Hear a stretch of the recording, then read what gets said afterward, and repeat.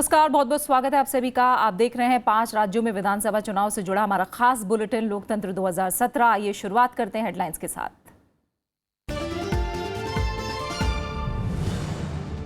नवजोत सिंह सिद्धू ने थामा कांग्रेस का हाथ, कहा जन्म से हूं कांग्रेसी। पंजाब के चुनाव को बताया स्वाभिमान की लड़ाई।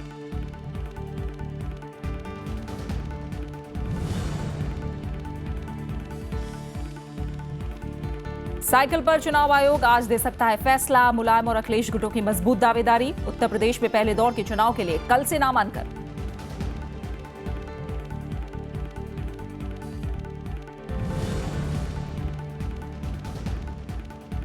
उत्तर प्रदेश में बीजेपी कर सकती है आज उम्मीदवारों का ऐलान। चुनाव समिति की बैठक में चर्चा। उत्तराखंड में भी नामों की घोषणा संभव।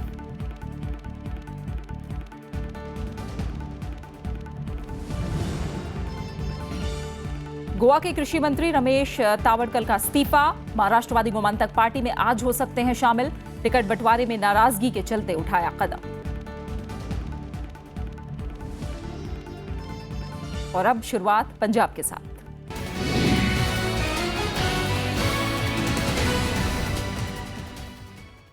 बीजेपी छोड़ कांग्रेस में शामिल हुए नवजोत सिंह सिद्धू ने आज दिल्ली में प्रेस कॉन्फ्रेंस की। उन्होंने खुद को जन्मजात कांग्रेसी बताया। सिद्धू ने कहा यह मेरी निजी नहीं बल्कि पंजाब के स्वाभिमान की लड़ाई है। उन्होंने ड्रग्स को पंजाब की सबसे बड़ी समस्या बताया। सिद्धू ने कहा कि कांग्रेस में शामिल होकर उन्होंने घर वापसी की है। No, I am telling you, listen listen listen listen.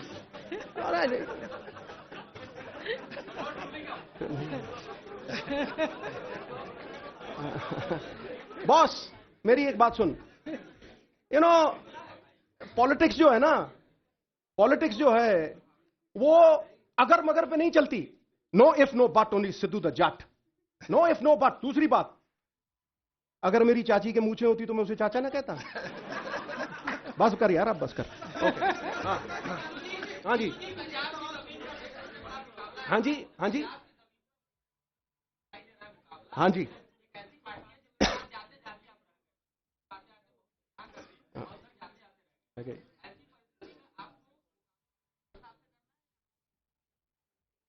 मैं पंजाब की तरफ हूं दोस्त। मेरा कोई पर्सनल एजेंडा नहीं है, मुझे कुछ चाहिए नहीं है। देखो, अगर मुझे कोई लालच होता या गैरत होती तो मैं एक रूलिंग पार्टी को छोड़ के एक 2 साल पुरानी पार्टी के पास आता।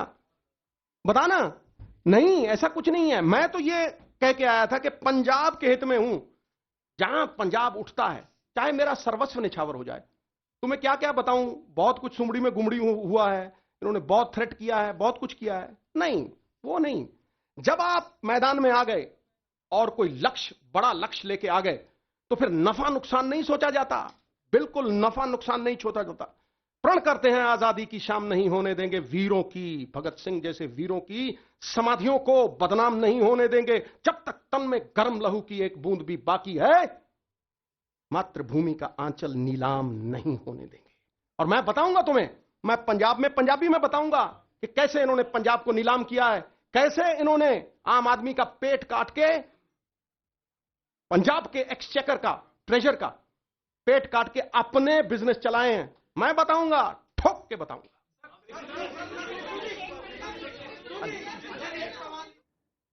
और आइए इसी पर सीधा रुख करते हैं अपने संवाददाता कृति मिश्रा का हमारे साथ जुड़ी है। कृति, अपने जिस अंदाज के लिए नवजोत सिंह सिद्धू जाने जाते हैं, कांग्रेस में शामिल होने के बाद प्रेस कॉन्फ्रेंस में भी वही अंदाज हमें नवजोत सिंह सिद्धू का नजर आया और बादल सरकार के खिलाफ भी जमकर बोले हैं। जी हाँ प्रीति, देखिए नवजोत सिंह सिद्धू ने बीजेपी और एसएडी की सरकार पर जमकर शब्दों के बाढ़ चलाए। उन्होंने सबसे बड़ा जो पॉइंट ऑफ फोकस रखा वो ड्रग्स को रखा। उन्होंने कहा कि ड्रग्स पंजाब की असलियत है। साथ देते हुए उन्होंने ये भी कहा कि बॉर्डर तो दूसरे प्रदेशों से भी लगता है, लेकिन ऐसा ही क्योंकि पंजाब में ही सबसे ज्यादा ये प्रॉब्लम बढ़ी है। ड्रग पेडलर्स और पॉलिटिशियंस के बीच उन्होंने नेक्सस का भी आरोप लगाया। उन्होंने साफ ये भी कह दिया कि उनकी कोई पॉलिटिकल एस्पिरेशंस नहीं है। उन्होंने ये स्ट्रेस किया इस बात पे कि सिर्फ कांग्रेस ही एक विकल्प है। आम आदमी पार्टी पर भी जमकर निशाना लगाया। उन्होंने कहा कि उनकी कोई एस्पिरेशंस होती तो वो वहां पे भी जा सकते थे, लेकिन सिर्फ कांग्रेस को एक विकल्प बताते हुए उन्होंने कहा कि अगर पंजाब का रिडेम्पशन करना है तो कांग्रेस ही एकमात्र विकल्प है। फिलहाल ये प्रेस कॉन्फ्रेंस जारी है प्रीति। अब देखना है कि किस तरह से आगे सिद्धू अपनी बिल्कुल, देखना होगा कि आज उनकी कही बातों पर लोग कितना विश्वास करते हैं और जिस तरह से कांग्रेस में वो शामिल हुए हैं, अब जनता उन्हें किस तरह से लेती है, इस पर ज़रूर नजरें रहेंगी। फिलहाल बहुत बहुत शुक्रिया कृति इस जानकारी के लिए आपका। आम आदमी पार्टी ने शिरोमणि अकाली दल के पूर्व जिला अध्यक्ष उपकार सिंह संधू को अमृतसर लोकसभा उपचुनाव के लिए उम्मीदवार बनाया है। बीजेपी और कांग्रेस पहले ही अपने उम्मीदवार घोषित कर चुके हैं। बीजेपी ने राजेंद्र मोहन सिंह चीना और कांग्रेस ने गुरजीत सिंह औजला को उम्मीदवार बनाया है। Sandhu Punjab energy development agency के चेयरमैन भी रह चुके हैं और उन्होंने श्री गुरु ग्रंथ साहिब की बेअदबी की घटनाओं के बाद अकाली दल से इस्तीफा दे दिया था। पंजाब बीजेपी के अध्यक्ष विजय सापला का दावा है कि शिरोमणि अकाली दल और बीजेपी की गठबंधन सरकार लगातार तीसरी बार सत्ता में वापसी करेगी। उन्होंने कहा कि आम आदमी पार्टी के मैदान में आने और सिद्धू के बीजेपी छोड़कर जाने का कोई असर नहीं पड़ेगा। हमारे संवाददाता विशाल दहिया ने उनसे खास बात की। इस बार जो विश्लेषण हो रहे हैं बार बार उसमें कहा जा रहा है कि जो एंटी इनकम्बेंसी फैक्टर है वो बहुत मजबूत होगा शिरोमणि अकाली दल और बीजेपी के खिलाफ। आज अगर विकास के रूप में देखें तो पंजाब देश के सबसे बेहतरीन प्रदेशों में से अगर कोई प्रदेश है जिसमें विकास बहुत तेजी से हुआ हो और क्वालिटी वाला हुआ हो तो वो सिर्फ पंजाब है। विकास लोगों को अच्छा लगेगा और इसलिए लोग तीसरी बार हमें सरकार बनाने में सहयोग करेंगे। कई सवाल विपक्षी पार्टियों की तरफ से उठाए जा रहे हैं ड्रग प्रॉब्लम को लेकर, लॉ एंड ऑर्डर को लेकर, तो उसका बुरा असर बीजेपी को भी झेलना पड़ सकता है। देखिए, विपक्ष के पास सिवाय रोप प्रतिरोप के अलावा कुछ भी कहने को नहीं है। ऐसा किसी भी क्षेत्र में, चाहे वो लॉ एंड ऑर्डर के रूप में हो, चाहे गुड गवर्नेंस के रूप में हो, पंजाब आगे आया है। आम आदमी पार्टी एक बड़ी ताकत के तौर पे उभर रही है पंजाब में। अरविंद केजरीवाल लगातार वहां कैंपेन कर रहे हैं और आपकी जो सरकार है वहां पे उसके खिलाफ बहुत सारे आरोप लगा रहे हैं। तो आपको लगता है कि इस बार लड़ाई जो है त्रिकोणीय मुकाबला माना जा रहा है? मैं इसमें बिल्कुल आपसे सहमत नहीं हो सकता, क्योंकि आम आदमी पार्टी जिसको आम आदमी कहते हैं वो आदमी तो कोई उसमें है नहीं। सभी बड़े बड़े करोड़पति अरबपति और लुटेरों की पार्टी के रूप में आज जानते हैं और मेरा तो इनके लिए है कि वो थॉटलेस है, हेडलेस है, बेसलेस है और उनको जो बोलते हैं तो उसको देख के कह सकते हैं कि सेंसलेस है। आपकी पार्टी से वरिष्ठ नेता माने जाते थे नवजोत सिद्धू, वो छोड़ के गए। उनके जाने का कोई खास असर आपको लगता है कि बीजेपी पर पड़ेगा अमृतसर में, खासतौर पे क्योंकि लोकसभा का चुनाव भी?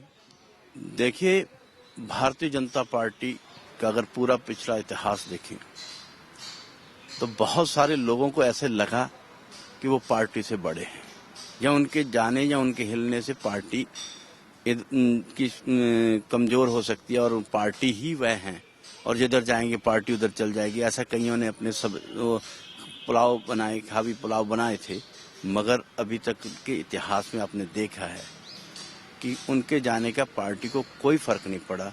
पार्टी का अक्ष भी उभरा है, पार्टी का आधार भी बढ़ा है। और आइए अब बात करते हैं उत्तर प्रदेश की।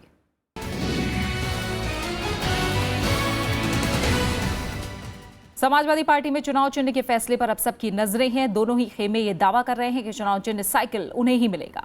उम्मीद की जा रही है कि पहले चरण के नामांकन की शुरुआत से पहले चुनाव आयोग इस पर फैसला सुना सकता है।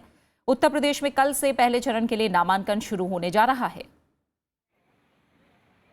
समाजवादी पार्टी किसकी होगी और चुनाव चिन्ह साइकिल किसे मिलेगा, इसे लेकर चुनाव आयोग आज फैसला सुना सकता है। इस बीच कांग्रेस के साथ गठबंधन को लेकर समाजवादी पार्टी ने सकारात्मक संकेत दिए हैं। अलायंस के विषय में आधिकारिक रूप से न हम अभी कुछ कह रहे हैं न कांग्रेस कुछ कह रही है। बहुत सारे मुद्दे होते हैं जो सॉल्व करने पड़ते हैं, जैसे सीट्स है, एक मिनिमम कॉमन प्रोग्राम है। लेकिन आशा ये है कि like minded parties Uttar Pradesh में सहयोग जरूर करेंगे।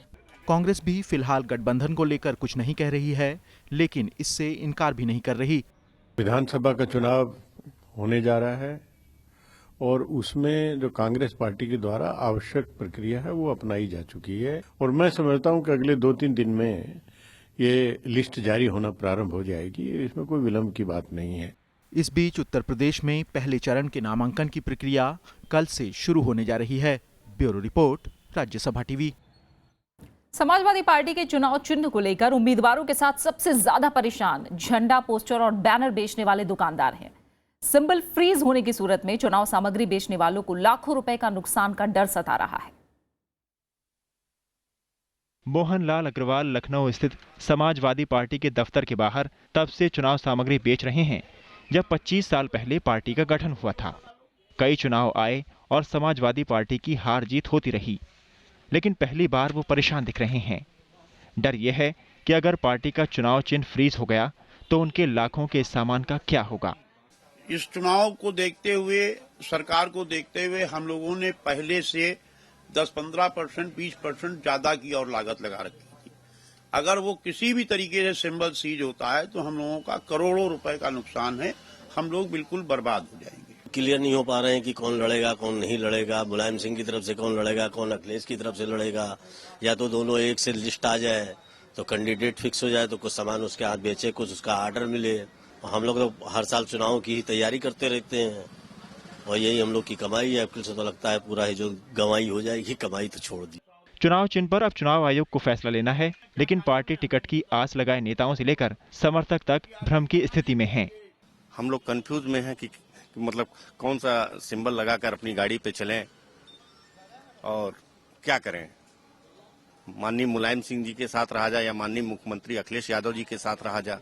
समाजवादी पार्टी के नेता और मुख्यमंत्री अखिलेश यादव ने साइकिल के सहारे दूसरी बार प्रदेश की सत्ता में काबिज होने के मंसूबे बांध रखे हैं, लेकिन परिवार के झगड़े ने अब उसी साइकिल पर संकट खड़ा कर दिया है। समाजवादी पार्टी का मालिकाना हक बाप बेटे में से किसे मिलेगा, इस बात को लेकर चुनावी उम्मीदवारों की सांसें जहां पहले ही अटकी हुई थीं, वहीं अब सबसे ज्यादा दिक्कतें चुनाव सामग्री बनाने वाले इन दुकानदारों की हैं, जो अब चुनाव आयोग के फैसले का इंतजार कर रहे हैं। लखनऊ में कैमरामैन सरोज दास के साथ पंचानन मिश्रा, राज्यसभा टीवी। पंचानन मिश्रा लखनऊ से हमारे संवाददाता हमारे साथ जुड़े हैं, उनका रुख करेंगे। पंचानन, आज फैसले की पूरी उम्मीद लगाए बैठे हैं दोनों ही खेमे, लेकिन अगर हम इस तरह के मसलों का पिछला इतिहास देखें तो जिस तरह के फैसलों का इतिहास रहा है, कहीं ना कहीं उसके मद्देनजर दोनों गुटों ने सभी विकल्पों पर अपनी रणनीति, अपने विकल्प पर चर्चा तय कर रखी है लखनऊ में, माना जाए। जी हाँ प्रीति, बिल्कुल ठीक कहा आपने। ये दोनों गुटों के लिए एक बड़ी बात है कि ये सिंबल क्या फ्रीज हो जाएगा या फिर हो सकता है किसी को मिल जाए, लेकिन जो पुराना इतिहास कहता है वो यही है कि फ्रीज होता है तो फिर अलग अलग आपको सिंबल पे जाकर लड़ना पड़ता है। लेकिन ये बात भी सच है कि प्लान बी भी राजनीतिक दलों के पास तैयार रहता है, तो जरूर कुछ न कुछ उसके बारे में सोचा होगा, लेकिन सबकी निगाहें चुनाव आयोग की ओर हैं। और ये सिर्फ समाजवादी पार्टी ही नहीं बल्कि उत्तर प्रदेश में ये आप कह लीजिए कि एक नया गठबंधन की जो सुगबुगाहट है कांग्रेस और इधर समाजवादी पार्टी के बीच में, उसके लिए भी सबसे बड़ी बात है कैंडिडेट्स कैसे तय होंगे। क्योंकि हम ग्राउंड पे जो देख रहे हैं, जो लोगों के दिमाग में ये लगभग तय है कांग्रेस के समाजवादी पार्टी गठबंधन होगा, वो चुनाव के लिए उसी हिसाब से आगे बढ़ रहे हैं। लेकिन अब गुट कौन सा होगा, इस बारे में उनमें संशय बरकरार है और ये निश्चित तौर पर एक सबसे बड़ा मुद्दा और सबकी निगाहें चुनाव आयोग की तरफ है। बिल्कुल पंचानन, बहुत बहुत शुक्रिया आपका इस तमाम जानकारी को हम तक पहुंचाने के लिए। चुनाव आयोग के फैसले का इंतजार और अपने अपने प्लान के साथ, अपने अपनी रणनीति के साथ तैयार दोनों ही गुट समाजवादी पार्टी में। अब इस बीच आपको बताएं कि उत्तर प्रदेश और उत्तराखंड विधानसभा चुनाव के लिए बीजेपी आज अपने उम्मीदवारों की सूची जारी कर सकती है। जानकारी के मुताबिक दोपहर करीब 12 बजे उम्मीदवारों का ऐलान किया जाएगा। दिल्ली में कल देर रात तक पार्टी की केंद्रीय चुनाव समिति की बैठक हुई। इस बैठक में प्रधानमंत्री नरेंद्र मोदी, पार्टी अध्यक्ष अमित शाह और गृह मंत्री राजनाथ सिंह के अलावा यूपी प्रभारी ओम माथुर और प्रदेश अध्यक्ष केशव प्रसाद मौर्य के अलावा चुनाव समिति के दूसरे नेता शामिल हुए। इससे पहले अमित शाह के घर पर दिन भर बैठकों का दौर चला। बीजेपी ने 12 जनवरी को पंजाब और गोवा विधानसभा चुनाव के लिए अपने उम्मीदवारों की पहली सूची जारी की थी। पार्टी ने पंजाब के लिए 17 उम्मीदवारों और गोवा के लिए 29 उम्मीदवारों का ऐलान किया था। और आइए रुक करते संवाददाता प्रणव गोस्वामी का। प्रणव, माना जा रहा है कि आज ऐलान होगा, काफ़ी मंथन भी हुआ है लिस्ट को लेकर, और जिस तरह से देखा जाए एक एक सीट के लिए तमाम उम्मीदवार थे जिन्होंने चाहा है कि उन्हें टिकट मिले। ऐसे में किस तरह से मंथन हुआ होगा, क्या प्रायोरिटीज रही होंगी? जी देखिए, ये कहा जाए कि मुश्किल हुआ और खासतौर पर बीजेपी के लिए मंथन का दौर इसलिए क्योंकि बहुत ज्यादा निर्णायक होने वाला है। खासतौर पर जो 5 के चुनाव में उसमें अकेले उत्तर प्रदेश में दोगुनी सीटें जो बाकी जहां पर विधानसभा चुनाव होने हैं उनकी तुलना में अकेले उत्तर प्रदेश में दोगुनी सीटें हैं। तो आप समझते हैं कितना अहम है ये चुनाव, खासकर 2014 में का प्रदर्शन रहा बीजेपी का लोकसभा में, उसको देखते हुए प्रतिष्ठा किस तरह से बीजेपी अपनी वो अब पाती है। लेकिन यही वजह है कि लगातार शुक्रिया। फिलहाल आपकी आवाज़ बहुत सही तरीके से हम तक नहीं पहुंच पा रही है। आगे अपडेट लेने की पूरी कोशिश करेंगे और पूरी उम्मीद है कि उत्तर प्रदेश चुनाव के लिए आज अपनी पहली सूची जारी करेगी बीजेपी और इस पर तमाम अपडेट हम आप तक पहुंचाते रहेंगे। इस बीच उत्तर प्रदेश विधानसभा चुनाव के लिए 6 वाम दलों ने 105 उम्मीदवारों की घोषणा कर दी है। सीपीआई, सीपीएम, सीपीआई, एमएल और फॉरवर्ड ब्लॉक समेत 6 वाम दलों ने इस बार विधानसभा की 403 में से 140 सीटों पर मिलकर चुनाव लड़ने का फैसला किया है। लिस्ट में सीपीआई के 58, सीपीएम के 18, सीपीआई एमएल के 17 और अन्य वाम दलों के 12 प्रत्याशी हैं। वाम दलों का कहना है कि बाकी की 35 सीटों पर उम्मीदवारों के नामों का ऐलान भी जल्द होगा। बीएसपी अध्यक्ष मायावती ने रविवार को अपने जन्मदिन के मौके पर बीजेपी और समाजवादी पार्टी पर जमकर हमला बोला। उन्होंने नोटबंदी के फैसले को बीजेपी की सोची समझी साजिश करार दिया। मायावती ने समाजवादी पार्टी के अंदरूनी कलह पर भी तंज कसा। मौका था जन्मदिन का, लेकिन निशाने पर रहीं विरोधी पार्टियां। बीएसपी प्रमुख मायावती ने जहां अपने और परिवार पर लगे भ्रष्टाचार के आरोपों को खारिज किया, वहीं विपक्षी पार्टियों पर लोक लुभावन घोषणा कर जनता को गुमराह करने का आरोप लगाया। यहाँ किस्म किस्म के हथकंडे इस्तेमाल करके प्रदेश की जनता को अपने पक्ष में करने की भी पूरी कोशिश की है और इसके लिए उत्तर प्रदेश में सबसे ज्यादा खराब हालत में वह ऑक्सीजन पर चल रही कांग्रेस पार्टी ने भी यहाँ अपनी रथ यात्रा व खाट सभा आदि का भी खूब अभियान चलाया है। मायावती के निशाने पर केंद्र सरकार भी रही। नोटबंदी के फैसले की आलोचना करते हुए उन्होंने कहा कि इसकी मार गरीबों पर पड़ रही है। साथ ही उन्होंने काले धन को लेकर केंद्र सरकार से जवाब मांगा। इनके शासनकाल में खासकर अब गरीबों व किसानों पर दोहरी मार पड़ी है। सीमा पर भी ज्यादा जवान शहीद हुए हैं तथा केंद्र में इनके आने के बाद किसानों द्वारा आत्महत्या करने की भी घटनाएं काफी बढ़ी हैं। मायावती के आरोपों का जल्द ही विरोधी पार्टियों की तरफ से भी जवाब आ गया। जब हमारा लोकसभा का चुनाव होगा तो बहन मायावती जी, हम एक एक दिन की एक एक पाई का हिसाब किताब देंगे, लेकिन आप पूरी तरह से बौखलाहट में हैं। आपको इस बात का एहसास है कि आपकी जमीन नीचे से खिसक गई है। उत्तर प्रदेश में बीएसपी अकेले दम पर चुनाव मैदान में है।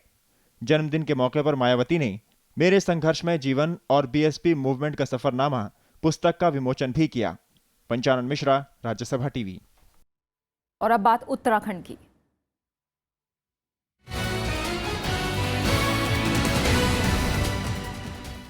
कांग्रेस के राष्ट्रीय उपाध्यक्ष राहुल गांधी आज दोपहर 12:30 बजे उत्तराखंड के ऋषिकेश में कांग्रेस कार्यकर्ताओं से संवाद करेंगे। पार्टी मुख्यालय से मिली जानकारी के मुताबिक राहुल गांधी करीब 11:15 बजे देहरादून के जॉली ग्रांट हवाई अड्डे पर पहुंचेंगे। यहां से वो गुमानीवाला डीएसबी पब्लिक स्कूल जाएंगे, जहां कार्यकर्ता सम्मेलन में हिस्सा लेंगे। कार्यक्रम के दौरान राहुल गांधी स्कूल परिसर में रुद्राक्ष का पौधा भी लगाएंगे। साथ ही कार्यकर्ताओं से विधानसभा चुनाव तैयारियों को लेकर बातचीत करेंगे। और ज्यादा जानकारी के साथ जुड़े हैं नवविक्रम सिंह, हमारे संवाददाता, जो कि ऋषिकेश में मौजूद हैं। नवविक्रम, पीछे आप दिखाएं किस तरह की तैयारियां हैं राहुल गांधी के इस दौरे को लेकर, और माना जाए जिस तरह से सीधा संवाद वो हजारों कार्यकर्ताओं के साथ करने वाले हैं, उत्तराखंड चुनाव में क्या दिशा और दशा रहने वाली कांग्रेस की, बहुत कुछ तय होगा आज। जी प्रीति, आपको दिखाना चाहूंगा, अपने कैमरामैन से कहूंगा कि यहाँ पर तैयारियों का जो यहाँ पर सुबह से लगातार तैयारियां हैं और यहाँ पर चप्पे चप्पे पर सुरक्षा तैनात है राहुल गांधी के दौरे को लेकर। और थोड़ी ही देर में राहुल गांधी यहाँ पर आने वाले हैं, करीब 12:30-1 बजे के वक्त यहाँ आने वाले हैं। और सबसे खास बात प्रीति की, कार्यकर्ता सम्मेलन के जरिए राहुल गांधी जो प्रदेश में कुछ कमजोर स्थिति में है, कई विधायकों के जाने के बाद कांग्रेस उस कार्यकर्ताओं को बूस्टअप करेंगे, साथ ही अपना चुनावी एजेंडा यहाँ कार्यकर्ताओं के सामने रखेंगे। जी प्रीति, बिल्कुल जैसा आप बता रहे हैं, एजेंडा रखेंगे और बड़ी चुनौती होगी। जो असंतुष्ट लोग हैं, जो असंतोष कुछ सीटों को लेकर भी है उत्तराखंड में देखा जाए, उसे किस तरह से दूर करते हैं वो।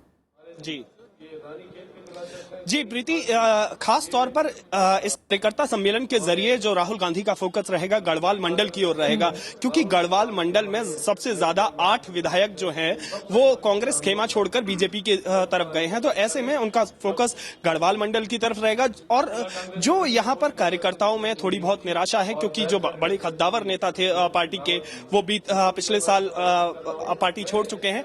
ऐसे में राहुल गांधी की कोशिश होगी कि कार्यकर्ताओं में एक नई जान फूके, क्योंकि चुनाव सर पर है। ऐसे में सारा दारोमदार इस पहाड़ी क्षेत्र में कार्यकर्ताओं के ऊपर होगा। जी प्रीति, बहुत बहुत शुक्रिया नविक्रम हमारे साथ जुड़ने के लिए। तमाम तैयारियां ऋषिकेश में राहुल गांधी का दौरा, कार्यकर्ताओं से सीधा संवाद करेंगे और यही माना जा रहा है कि सीधे संवाद के बाद एक नई ऊर्जा फूंकने की कोशिश जरूर होगी और उत्तराखंड चुनाव के लिए दिशा और दशा तय करके जाएंगे राहुल गांधी, फिलहाल आज के दौरे के बाद। और अब बात करते हैं गोवा की।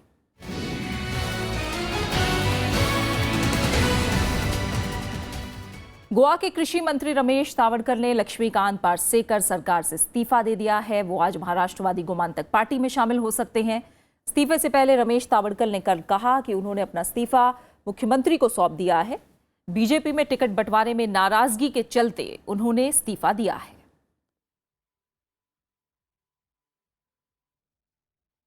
गोवा विधानसभा चुनाव के लिए कांग्रेस के उम्मीदवारों की दूसरी सूची जारी हो गई है। कल जारी की गई सूची में 7 उम्मीदवारों के नाम हैं। उम्मीदवारों में मापुसा सीट से विजय भिके और कलंगूट सीट से जोसेफ सेक्यूरिया का नाम भी शामिल है। इस तरह पार्टी गोवा की कुल 40 सीटों में से अब तक 34 सीटों पर अपने उम्मीदवार घोषित कर दिए हैं। कांग्रेस ने 27 उम्मीदवारों की पहली सूची 12 जनवरी को जारी की थी। इनमें मौजूदा 6 विधायकों को भी पार्टी ने जगह दी है। राज्य में 4 फरवरी को विधानसभा चुनाव के लिए मतदान होना है। गोवा में अंग्रेजी भाषा को मिलने वाली सरकारी सहायता का मसला एक बार फिर से गर्मा गया है। आरएसएस से अलग होकर राजनीतिक दल बनाने वाले सुभाष वेलिंगकर ने स्कूलों को मिल रही मदद पर एक बार फिर ऐतराज जताया है। उन्होंने राज्य की बीजेपी सरकार पर वादा खिलाफी का आरोप लगाया। गोवा में जैसे जैसे विधानसभा चुनाव नजदीक आ रहे हैं, प्राइमरी स्कूलों में अंग्रेजी को मिलने वाली वित्तीय मदद का मुद्दा जोर पकड़ने लगा है। गोवा सुरक्षा मंच के अध्यक्ष सुभाष वेलिंगकर ने कहा कि पिछले विधानसभा चुनाव में बीजेपी ने अंग्रेजी पढ़ाने वाले प्राइमरी स्कूलों को सरकारी मदद बंद करने का वादा किया था, जिसे पूरा नहीं किया गया। ये प्राथमिक स्तर जो है, केवल प्राथमिक स्तर, पहली कक्षा से लेकर चौथी तक, इनको ग्रांट कहीं भी देश में नहीं मिलता। भारतीय जनता पार्टी के राज्य जिधर है वहाँ भी नहीं मिलता, और गोवा में ये मिल जाए ये ठीक नहीं है। गोवा देश की संस्कृति से अलग नहीं है, इसलिए गोवा में संस्कृति का बचाव भाषा के माध्यम से होना चाहिए। वहीं बीजेपी इस मुद्दे पर कुछ भी बोलने से बच रही है।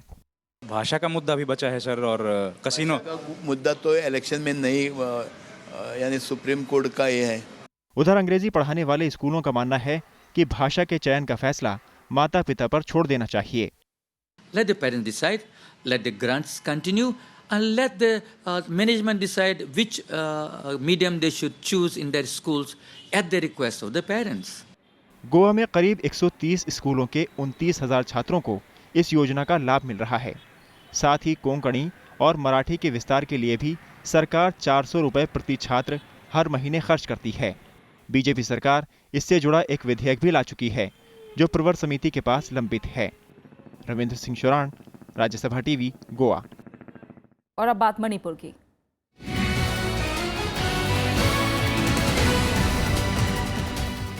मणिपुर में बीजेपी को उम्मीदवारों के चयन के लिए काफी मशक्कत करनी पड़ रही है। हर विधानसभा में उम्मीदवारी के लिए ज्यादा तादाद होने से पार्टी में अंदरूनी टकराहट बढ़ गई है। इसके बाद केंद्रीय नेतृत्व को दखल देना पड़ा। अब मणिपुर में पार्टी के बीजेपी प्रभारी सभी मामले सुलझाने का दावा कर रहे हैं। वहीं आर्थिक नाकेबंदी को लेकर आरोप प्रत्यारोप का दौर जारी है। केंद्रीय मानव संसाधन विकास मंत्री प्रकाश जावड़ेकर ने मणिपुर में बीजेपी की जीत का दावा किया है। राजधानी इंफाल में उन्होंने बीजेपी के वरिष्ठ नेताओं के साथ बैठक की।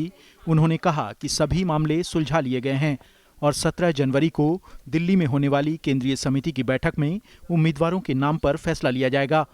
साथ ही उन्होंने आर्थिक नाकेबंदी के लिए राज्य सरकार को जिम्मेदार ठहराया। Center cannot do on its own when there is an elected government. Otherwise also people are throwing him out. But why people should wait and suffer 50 more days If he can't use the security forces, if he can't remove the blockade, he should resign. BJP के मौजूदा 2 विधायकों में एक जयकिशन हाल ही में कांग्रेस में शामिल हुए हैं। उन्होंने केंद्र और बीजेपी पर नगा मसले को हल करने में नाकाम रहने का आरोप लगाया है। I think they are doing it in namesake. They are trying to please the NSN, but it is better to think for the people of Manipur, for both hill and plain areas. राज्य के चुनाव में भी नगा आंदोलन अहम मुद्दा बना हुआ है। पिछले दिनों मणिपुर में बीजेपी के पक्ष में अच्छा माहौल बना था, इसीलिए बड़ी संख्या में दूसरे दलों के लोग भी आए और इनके कार्यकर्ताओं में भी एक उत्साह था। लेकिन नगा आंदोलन के बारे में अस्पष्टता और संगठन के अंदर सत्ता के कई केंद्र बीजेपी के लिए खतरनाक साबित हो सकते हैं। अब देखना यह है कि बीजेपी का केंद्रीय नेतृत्व इसे किस तरीके से निपटता है। राज्यसभा टेलीविजन के लिए कैमरा पर्सन सुधांशु के साथ मणिपुर के इम्फाल से अखिलेश सुमन। इस बीच मणिपुर के सुरक्षा हालात की समीक्षा को लेकर दिल्ली में कल बैठक हुई। इस बैठक में केंद्रीय गृह मंत्री राजनाथ सिंह, रक्षा मंत्री मनोहर पर्रिकर और वित्त मंत्री अरुण जेटली के अलावा शीर्ष अधिकारी शामिल हुए। मणिपुर में नेशनल हाईवे पर पिछले 75 दिन से जारी आर्थिक नाकेबंदी से हो रही दिक्कतों के मद्देनजर प्रदेश में हालात की समीक्षा की गई। अटॉर्नी जनरल मुकुल रोहतगी भी इस बैठक में मौजूद थे।